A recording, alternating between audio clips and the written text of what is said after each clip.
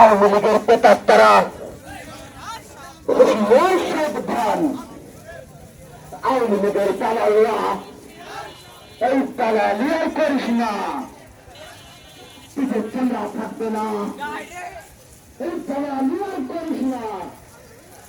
এই পিঠের চামড়া থাকবে না, এই ছাত্র দলের অ্যাকশন, এই অ্যাকশন, এই